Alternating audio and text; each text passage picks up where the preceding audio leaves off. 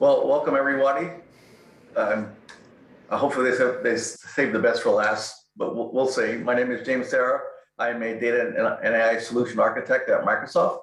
I've been at Microsoft for 8 years with a short stint out for less than a year where I went somewhere else, but just came back a few months ago in what's there is called Microsoft Consulting Services.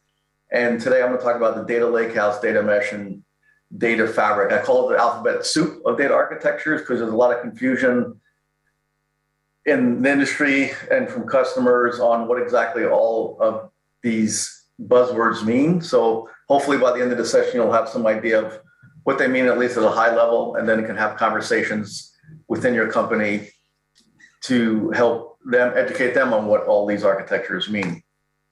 I've been in the industry quite a long time, and I spend most of my time engaged with customers talking about data architectures and helping them understand what those architectures are, and then in my case, the products in Azure that can fit into those architectures that they're looking to build. And I've been blogging and presenting quite a long time. My blog is jamesserra.com. A lot of the topics I'm talking about today are also on that blog to go there for more information.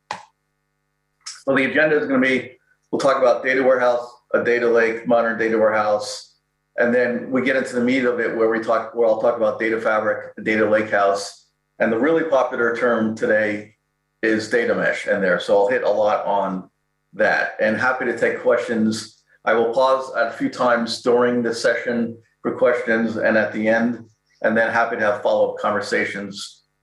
Just shoot me out an email. So what I see a lot of people doing is they're trying to figure out what all these different terms mean on their own, and they kind of end up like this guy. They think they get it, they climb in this mountain of knowledge, they fly off and they think they understand it, and then this happens. So I'm going to try to prevent that from happening today. And I want to point out that the views in this deck are mine. That doesn't always mean it. Even though I work for Microsoft, that Microsoft has this view. So I will say that some of the topics that, and I'll point out here where it aligns with what Microsoft has talked about as a company publicly, and then there are things coming out later, in particular with data mesh, that Microsoft as a company will talk about. So some of these things are my views, and I'll point that out more clearly as we go along. What is a data warehouse and why use that one? I'm assuming most of you listening and in the audience know why you have a data warehouse. And this has changed slightly. This deck I've had probably for 10 years. And it covers things like, well, you don't want to have queries run on the production system because that's going to collide with people who are trying to do inserts and deletes and updates to it. You don't want to go into the source system because that data that you are looking to query may be in multiple source systems. And so you need to pull them all together. And those source systems may be very difficult to understand. Some of the ERP systems use table names like T119. So you want to change those to make it easier for end users to query that data. So you need to copy the data into a data warehouse. Now, what this is changing a little bit is, instead of saying a traditional data warehouse, I put on here, why do you need to copy the data? So whether you're copying into what we'll talk about, a data fabric, a data lakehouse, a data mesh, you still need to copy the data somewhere so you're not colliding with the source system and not running into all these issues that I list on this screen. And if we look at what we've had traditionally with data warehousing is, we started out with the top-down approach where you know the questions to ask, you do a lot of upfront work to build out a system, to load data into it, and there's a lot of modeling done up front to allow people to query that data. And then what started coming out maybe 10 years ago was this bottom-up approach where I may not know the questions to ask. I just want to go and play around the data. And I don't want to spend a lot of time modeling the data and doing all this upfront work if I'm not even sure if the data is going to be helpful in there. So this is where the data lake came out, and it was this idea of schema on read. I can just land data someplace very quickly, and I can start using that data. And these two approaches have been combined over the last few years. So we look at this top-down, and this traditionally been used in the relational databases where you can look at historical trends. What happened? Why did it happen? And then with the bottoms-up approach, that allowed a lot of end users to go and look at this data and do predictive analytics. What will happen? How can we make it happen? And so these two approaches have allowed us to do a lot more with the data. The data warehousing has used this traditional top-down approach.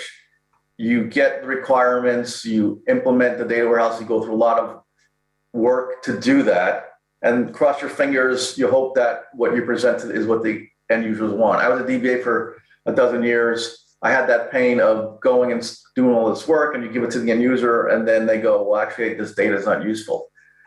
And so the other approach, the bottom approach, allows us to avoid some of that, because you can take this data and quickly analyze it to see if it's got value in there.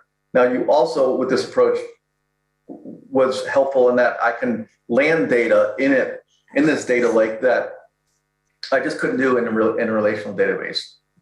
Data of IoT sensors and Twitter feeds and such just couldn't work in a relational database. And so the data lake was great for that. And then once this data is landed in there, you can analyze it and use it right away. You can also then copy it into a data warehouse to get the benefits of both the data warehouse and the data lake. And so you had this unified approach where one solution that incorporates a relational database and a data lake can do everything across the board, historical, and get into machine learning where you can do predictive analytics. And so why use a data lake on there? So if you come from that relational database world and don't know anything about a data lake, and this has gone down a lot, but there's still plenty of people who are not quite sure why to use a data lake. And so I put a lot of stuff on here, and these slides will be available. And I'll just call out a few things. One of the biggest reason for a data lake, if nothing else, is to offload all the processing of the data from a relational database into a data lake. So think of a relational database. You have these staging tables. You usually have a maintenance window. You knock people off. You load all the data. You clean the data, and then you allow people back on. You hope, cross your fingers that nothing goes wrong with the loading and the cleaning of the data.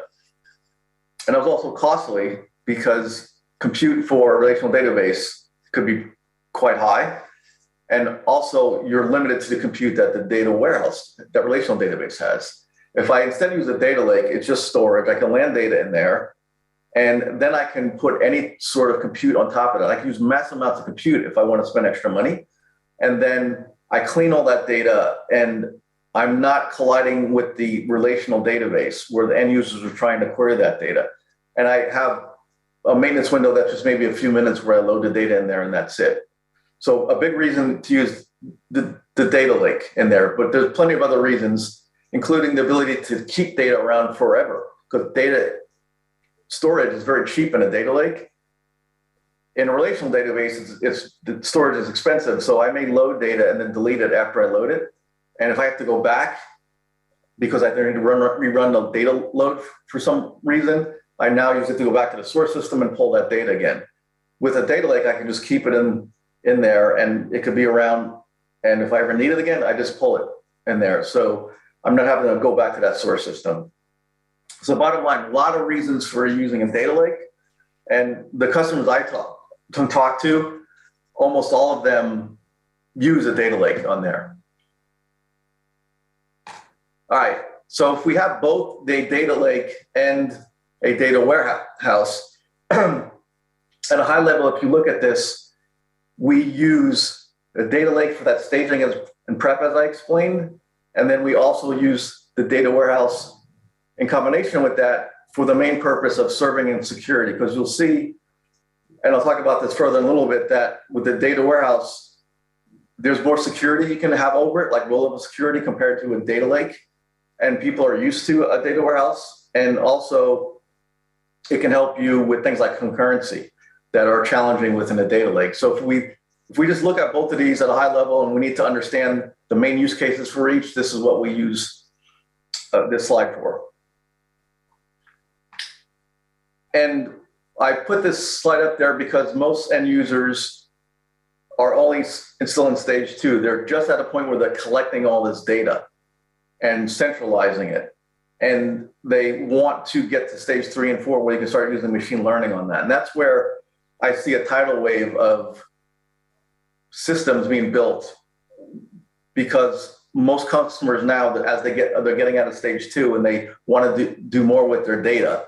So they'll get into stage 3 and 4 and get to a point where this digital transformation is going to allow them to ingest data no matter what the size, the speed, or the type.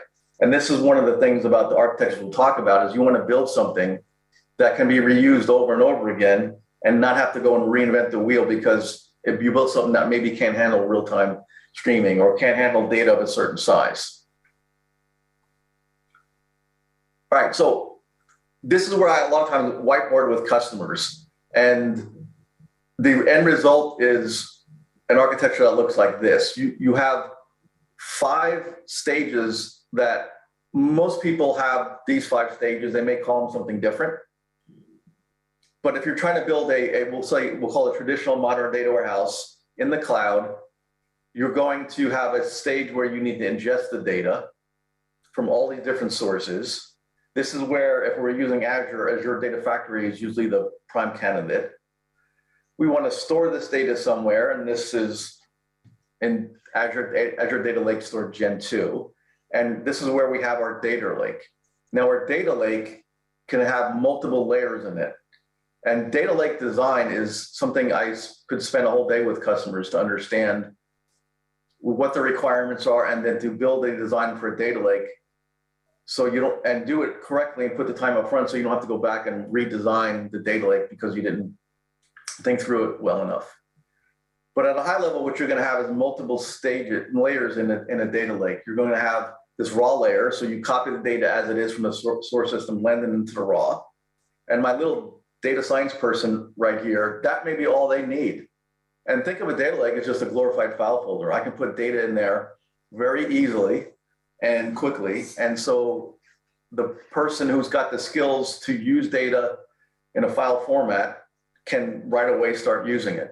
So this is the great thing about having a cloud, is I can ingest data from all these different sources all over the clouds, multiple clouds. It could be on-prem. Well, I just land it into the data lake and people can start using it because I'm centralizing it in this location.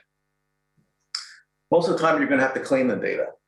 And so I'm going to use the process here, the step of number 3 to clean the data.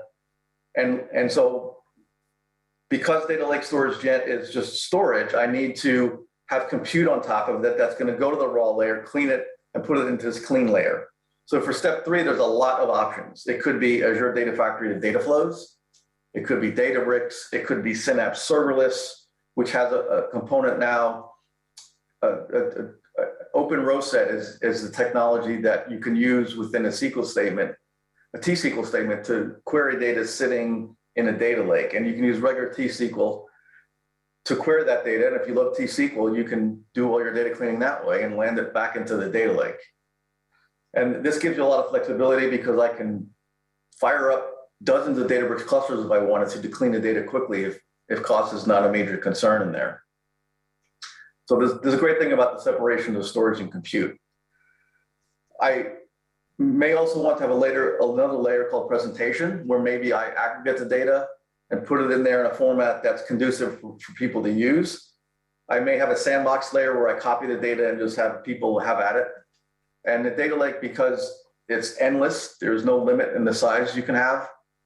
And you can put whatever compute on top of it. It's a great environment to do mostly everything in. However, the step 4 here is where we model the data, which comes into play with most customers still, because it's too technically challenging for a lot of end users to play with data set or to use data sitting in the data lake. Because it's a file format structure, because the metadata is separate out or embedded in the files, it could be very hard for somebody to navigate that. Think of a folder that just got hundreds of Parquet files in there. And how many end users are going to be able to query that in there? So many times you want to do, IT wants to do the work to copy that data into a relational database and create the tables and the fields and allow end users to access it that way. But you have the best of both worlds. Those who have the skills can use it in a data lake. Those who do not and need that extra work that's built on top of it could use the relational database. So we can copy that data into the relational database in third normal form, which we may get from the source systems. And then we may want to go and copy that data into a star schema. That's what the SS is here for. That could be done either in the relational database or you can do it into Power BI. And okay, there's all this extra work and extra costs and extra ETL as we move along on these 5 steps, but the trade-off is usually well worth it because now the data is in a format where we can have step 5 and that end user can visualize that data very easily. They can go into something like Power BI and just drag fields onto a workspace and create dashboards and reports, self-service BI, as opposed to having to go to IT to get help because it's too confusing for them to try to understand how to join all this data and stuff. So the work up front could be done for them. And then in the end, you have all the end users are off on their own, creating their own queries and reports.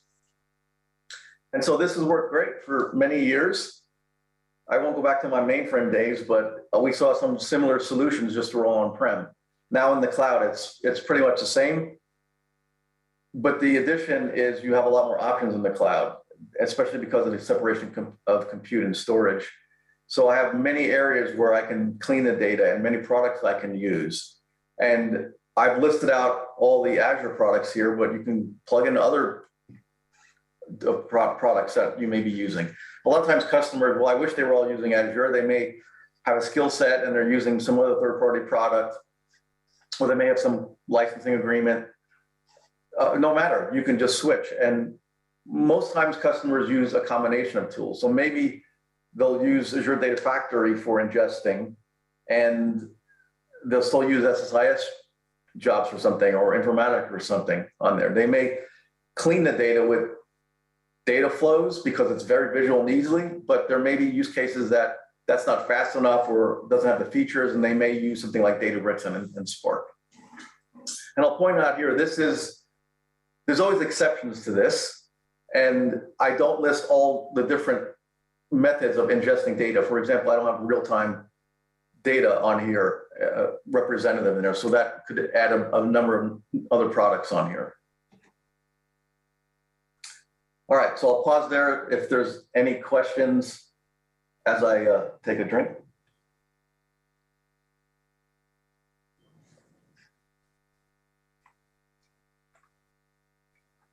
I don't see any in the chat window. If you ever want to have somebody from the audience, we can do that too.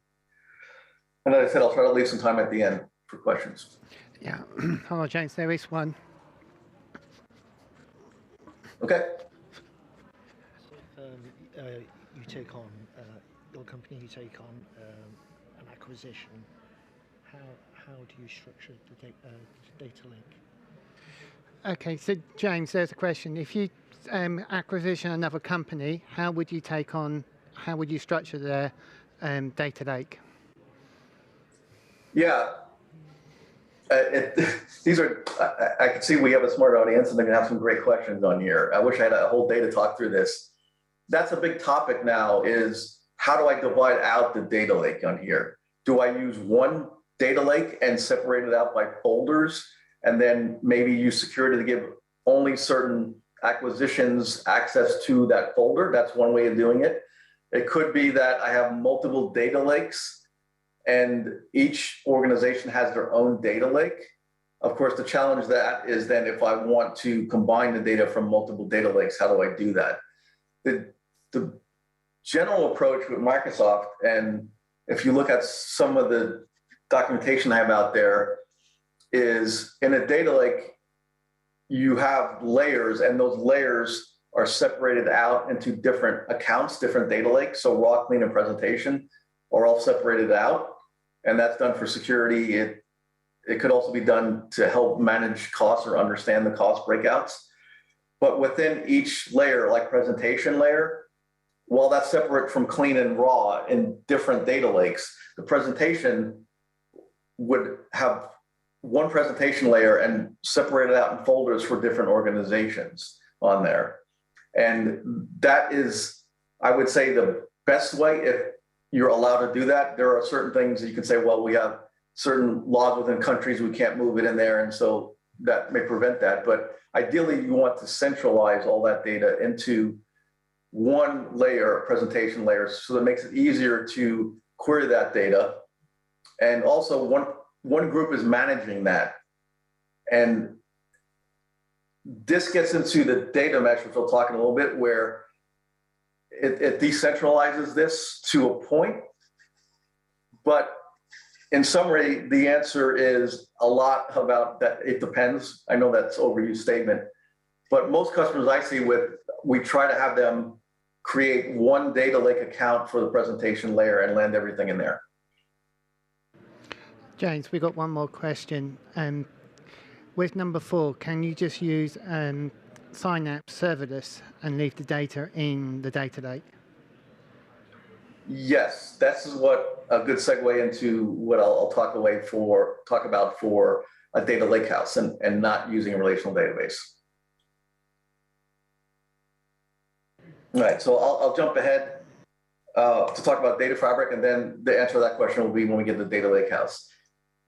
So if we look at a data fabric, this is, in short, taking a modern data warehouse and adding additional features onto it. So it's like a glorified modern data warehouse, adding features that deal with data access, data policies, lineage. So you have a metadata catalog, master data management within it. You may use virtualization software with the data fabric. The idea of a data fabric is it has all these tentacles that are going out and able to grab data from anywhere. And you built a solution that can ingest data no matter the size, the speed, or the type. And virtualization can be part of that.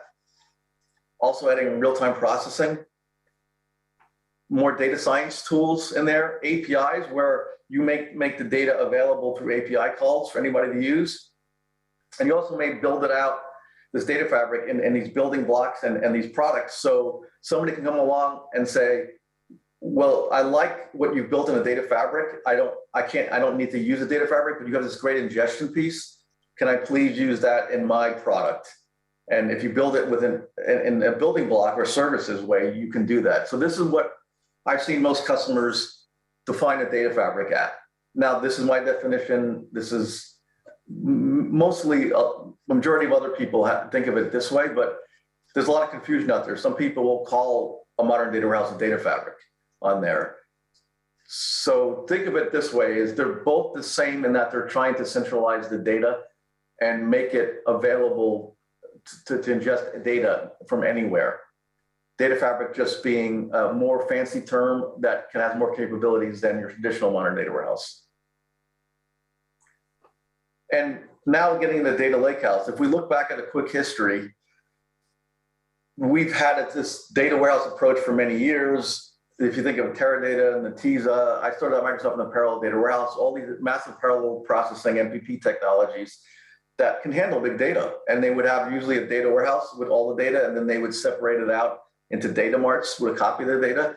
This worked very well, still works very well for a lot of customers, whether they're on-prem or in the cloud, if you just want to stick to a relational model.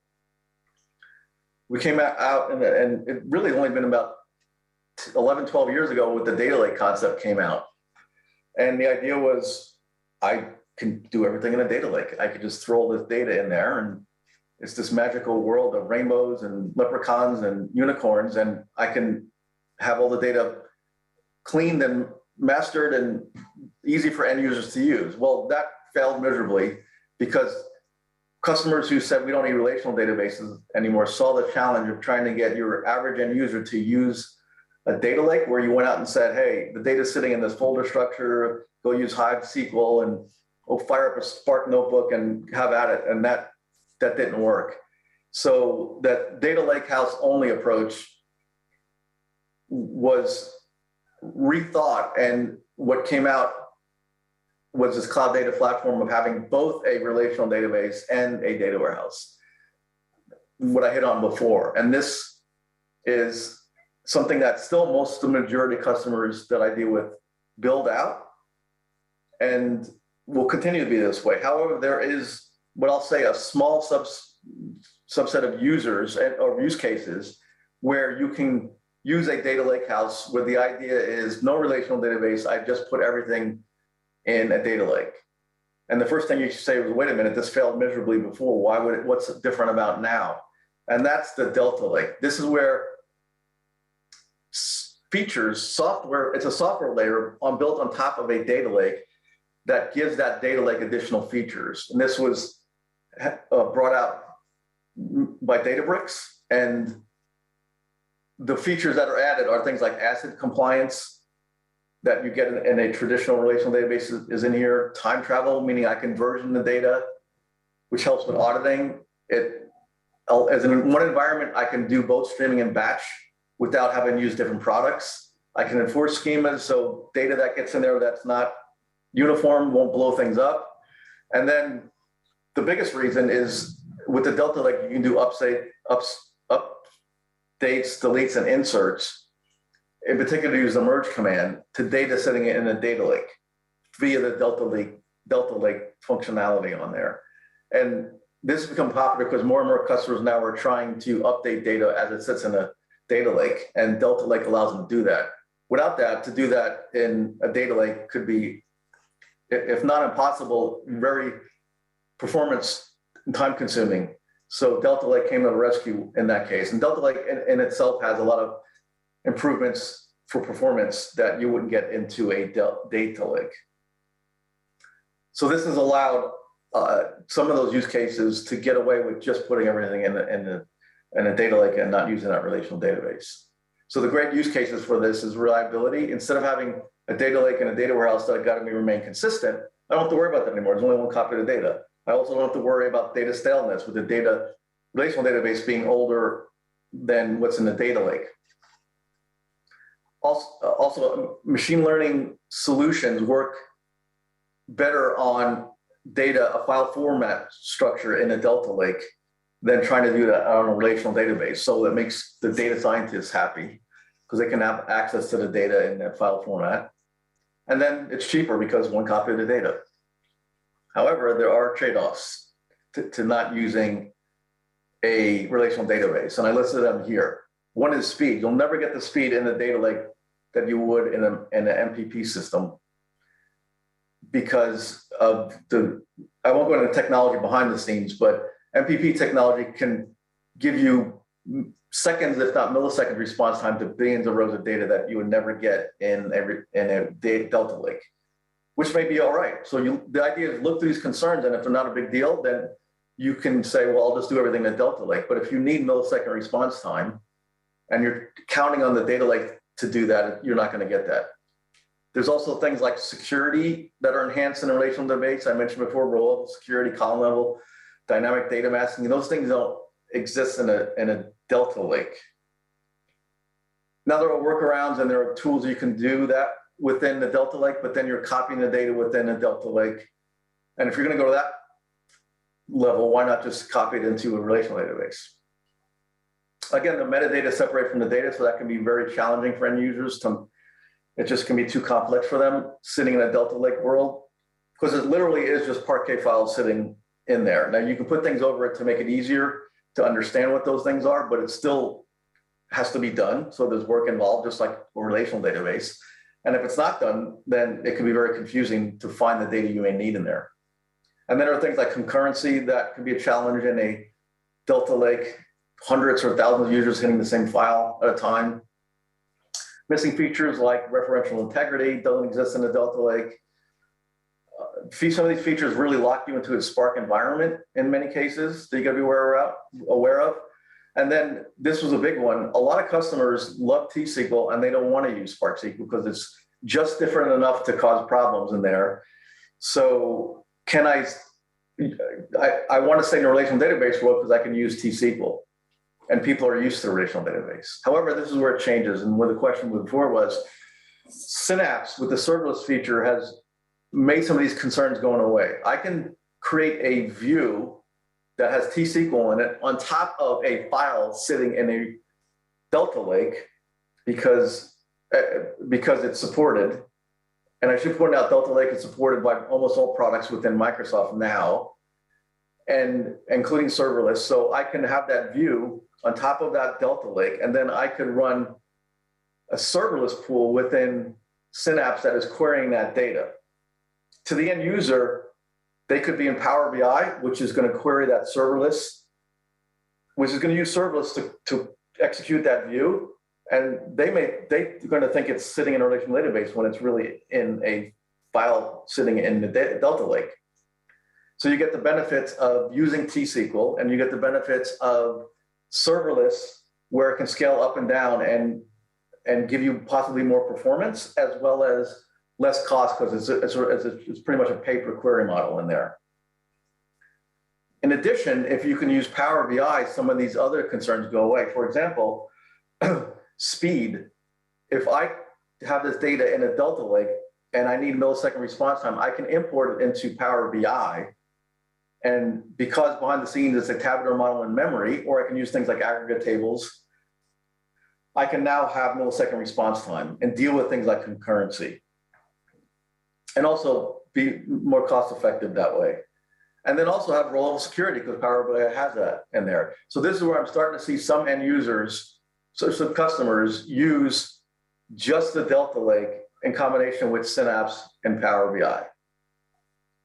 But there's a lot of use cases that, especially with the speed, and if you start getting into having thousands of end users, serverless may be more costly then. So you have to take all these things into consideration and see where a relational database may help your needs. Maybe not for all the data, but for some of it, it may be better putting in that Synapse dedicated pool. This is what's changing a lot in, I would say, the next year or so, with the idea of a data lakehouse and Microsoft coming out with enhancements to serverless and other things that will be announced later that are going to focus more about allowing more end users to use a data lakehouse and not have to use a relational database. It will never get to the point where everybody's using a data lakehouse and never a relational database.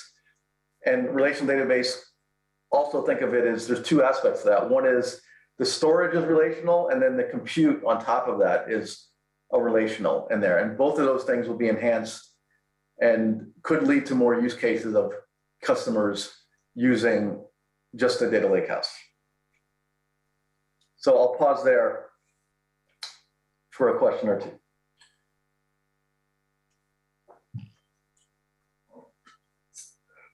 And I've got 15 minutes. I can take that time up to cover data mesh and answer some questions. James, you do have a question in the from the virtual audience. How does real-time data fit into a modern platform like this? To the data mesh, and the big change in the data mesh is that we talked about all the solutions before, and they were all centralized, the data, copying into one location. A data mesh is all around decentralizing the data, decentralizing the compute, decentralizing the teams that are dealing with the data. That's at a very high level. Now, I have to say the data mesh sounds great in theory. It is a concept, it is not a technology. Lots of things sound great in theory, and I'm not here to say data mesh is not a possible option, but there's a lot of hype around it. And I'm seeing too many customers looking to use data mesh when they shouldn't. So my job for the next 15 minutes is try to clarify when a data mesh would be useful or possible for your company and when it's not something you want to look at. You want to go with the other approaches that I just talked about. Data mesh is all based on 4 principles. One is domain ownership, meaning, at least in theory, the people who create the data know it best. So they will maintain ownership as opposed to copying it into a central location where IT now owns it. That's what we mean by domain ownership. So think of having domains like manufacturing, sales, and supplier that own the data and keep the data within their domain. So if they keep the data within their domain, this is where the principle number 2 comes into play. They're using data as a product, and they need to make it available to other people to use. So they will have their own teams of people that are technical that will write API as one option to allow other people to access the data and the metadata, so people can know what's inside the domain. And they also have their own infrastructure, so they have their own storage and compute, and they're managing all that, and it's data as a product. Principle number 3 is, okay, that's great. I can have dozens, if not hundreds of domains. I don't want each domain starting from scratch on how to build out that infrastructure. So if I have an infrastructure as a platform, principle 3 is I ideally want to click a button and answer a few questions, and all of that compute and storage, ETL, security is built out for me. And a domain is ready and to go with little work up front. I have to point out that there's nothing that solves principle number 3 yet. There is no technology out there that does it. Customers are rolling their own. Sounds great in theory, but there's no technology behind it. It makes it challenging. And then number 4 is federated computational governance, which is a fancy way for defining global standards and policies for things like data quality and security and regulations and how to model data. So all those domains are not on their own defining their own policies and standards on there. So a central team would define those, and all of the domains have to follow them. So the domains you can think of it as a contract that they have to follow to make sure they're cleaning the data in a performant way and making sure they're making it available in a way that all the other domains are doing. So this is it. This is what data mesh is. There's no technology behind it. It's these 4 principles. And Zamek's the one that came up with this term and defined those 4 principles. And there's a learning channel in Slack that you can go on there in addition to our blogs and find out more information. So if we look at a architecture now, we have these decentralized product ownership and decentralized data as a domain. However, and this is where it gets confusing, there is still centralized pieces. Number 3 and 4 of those principles are centralized. Infrastructure as a service and the data standards that are made up are still centralized. And so this is the big change between the centralized approach and the decentralized approach in the data mesh. And this is where it gets confusing, because we're not saying everything is decentralized. There are still pieces that are still centralized, including storage. And this is a big one. I won't go too much, but it's not as if you have to have each of the domains having their own storage. You can have a centralized data lake that is broken out by folders that each of the domains have access to. And so they are maintaining ownership of that data because you only give that domain access to that folder in there. However, behind the scenes, the data is still all centralized, which is a big part of Microsoft public documentation, is your storage should still be centralized. So the use cases for data mesh are, now we know who owns the data in there. So if you have that problem in your company now, this could solve it. It could solve quality issues that you're having, because now the domain teams are going to clean the data, and in theory, they know it best. This will help with scaling, either organization-wise, because each domain is going to hire their own IT team, and so more people that can be applied to making this data available instead of relying just on IT. And also the technical scaling, because instead of having one central location where I have all the compute and the storage, I can now separate that out by the domains, and each domain has its own technology and its own compute and storage. In theory, that could make it more scalable. More domains means more storage and compute, and then I can solve those challenges with scaling.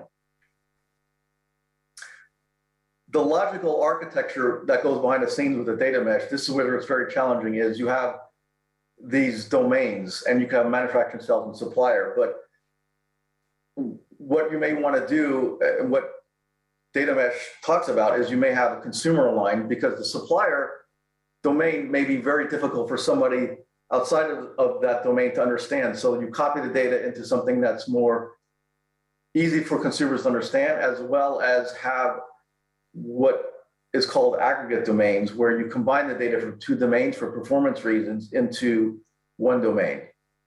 Now, this is where I have some problems with the data mesh in theory, is that, well, now we're centralizing the data into an aggregate domains, and who owns that? So it's going against some of the core principles, and that's something that there are exceptions to the pure data mesh that are coming out because of these challenges as we get into the technology part of it. Because sounds great in theory, as we go to build it, we have performance issues. Now we got to create something like an aggregate domain, which goes against the pure theory of the data mesh. Lots of concerns with the data mesh. I only touched on a couple here, and there's a lot I didn't put on here. And again, I'm not trying to say data mesh shouldn't ever be used, but you have to look through all these, make sure you're okay with them, and then you can start thinking about building a data mesh. But some of the challenges that I'll mention a couple is no standard definition. I always say you talk to 10 people, you get 11 different answers with a data mesh is. So how are we going to build something out if nobody truly knows what it is? Because of the complexity of the data mesh principles and understanding of them. And the biggest is huge investment in organizational change. It's going to be very hard for many companies to go to all the organizations within them and say, you're going to completely change the way you do things now. You're going to take this data and you're going to create an analytical platform, and you're going to make it available to everybody else through API calls, and you're going to follow these standards. And by the way, we don't have technology yet to help you with this, so go and build it on your own. That's not going to fly for a huge majority of customers in there. So this is where, think of the data mesh, a lot of organizational change. In fact, you can argue it's all organizational change. How many customers are ready for that? And I'm going to jump to, should you adopt a data mesh today? This was something Zamek has in her book that is in preview. And she mentions there's 8 categories that a company needs to score medium or high on all these categories. So I would say right away, she should probably have this in the back page of her book, is because most customers are going to look at this and go, well, I can't build a data mesh because we're not early adopters. We're not technology at our core. We don't have long-term commitments. We're not domain oriented in there. So this is the first thing you should look at. And if you can't say I would argue you should be higher on these categories, the data mesh is not going to work for you. So go to those traditional approaches and leave the data mesh for somebody else. But if you do answer high on this, or at least medium in there, then maybe a data mesh could be a possibility that you want to go over the concerns I talked about and see. When we look at a data mesh on Azure, there's not much out there yet. With Microsoft, we have this thing called enterprise scale analytics that is a way to create landing zones. So think of it as building out your data lake for you with one click of a button. Now, that could be used for data mesh. It could also be used for data lakehouse, data fabric, anything that's centralized. So it works for both. But there'll be more things coming out in the next couple of months that will go more into a data mesh. But we do have, Microsoft has some stuff now for that. And these are some of the links you can go through to find out more. And PTN, who works for Microsoft, and I have a lot of conversations with him, wrote a book about data mesh before it was called data mesh. So a lot of the concepts are not new, just packaged together much better. And then the link, there's some GitHubs for that code if you're on Azure and you want to use some of the deployment code for your data lakes and Delta lakes, they're out there. The different approaches that I want to talk about, I label these type 1, 2, and 3. The idea is if I look to the left, I'm centralizing things. So I can build the type 1 data mesh where they're all using the same technology domains. We're all using one data lake, separated out by containers and folders. A step in the right to that, where it's more flexibility, but more complexity, is the domains still use their own technology, but they have their own storage. So you can imagine that's a challenge performance-wise to hook up all the storage. And then far to the right, which I don't think anybody will ever get to, is domains can use whatever technology they want and whatever storage they want. And this is not, I wouldn't say this is something that Zamek even talked about much, but I put it in this way because it's going to be almost impossible for any company to build out domains where you can say, use whatever technology you want, whatever cloud you want. That's just going to be too much, especially to get principle 3 and 4. And I'm going to jump to the future. My view of what's going to happen is, as people start building a data mesh, very few will just say, we're going to build a gigantic data mesh and do every domain that way. There'll be centralization still with offshoots that will use a data mesh in there. And this is because of the time it would take to build a data mesh from scratch for everything. And also the challenges we are having with some of those 4 concepts, because the third one, as I said, there's no software for that. And most people with number 4 are not doing that yet. And so you can then argue, is it even a data mesh if you're only following 2 of the principles? And some companies are following 1 of the principles. And I'm seeing people, this is where it gets tough, is people, third-party products are coming out. We have data virtualization software. Just put that on whatever data lakes and data warehouses you have, and you have a data mesh. Well, no, because that's not even following any of the 4 principles on there. So this is where you have to be careful. The data mesh term is getting thrown around a lot, which doesn't conform to some of the principles at all on there. So I think you're just going to see more of a hybrid approach, and instead of everybody doing it all at once. So bottom line is, ask what your users need and see which architecture is going to work best for them.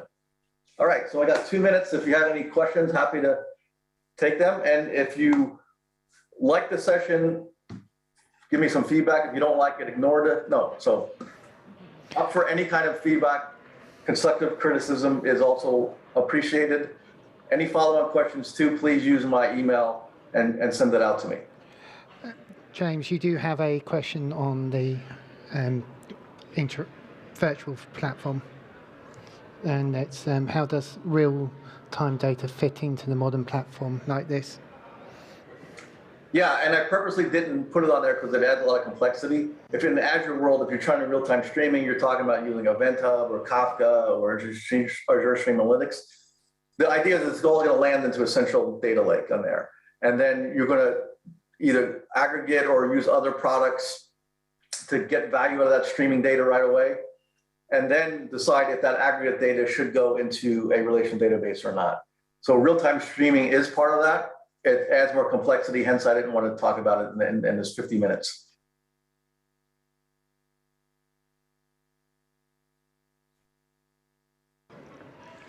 I'll talk to you and then you.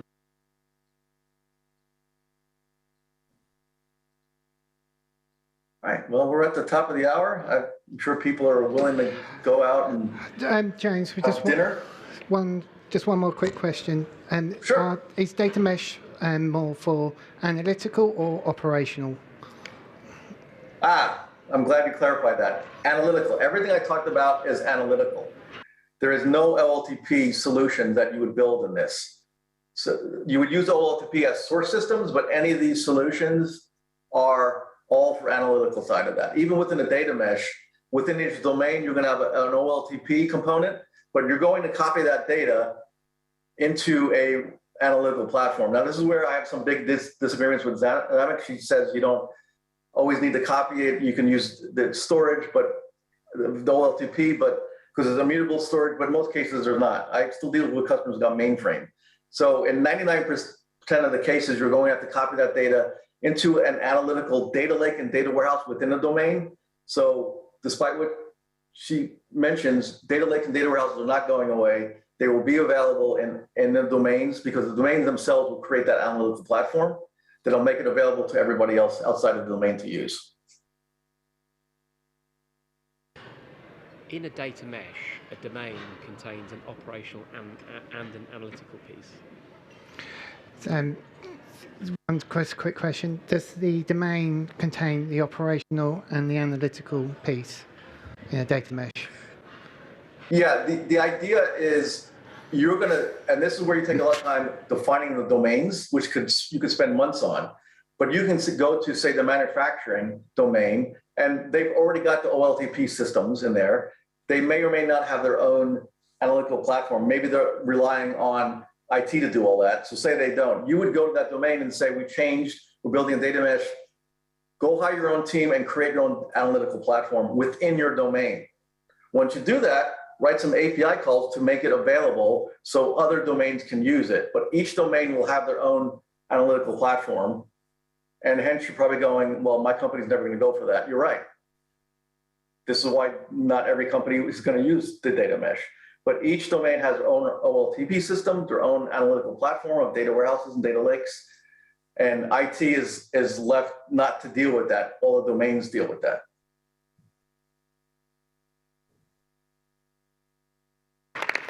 Thank you very much, James. Yeah, thank you. I'm imagining I'm getting a standing ovation, Yes. but I'm just going to leave it at that. You did. Yeah, thanks. Pleasure to have this topic, and I hope you learned a little bit of something.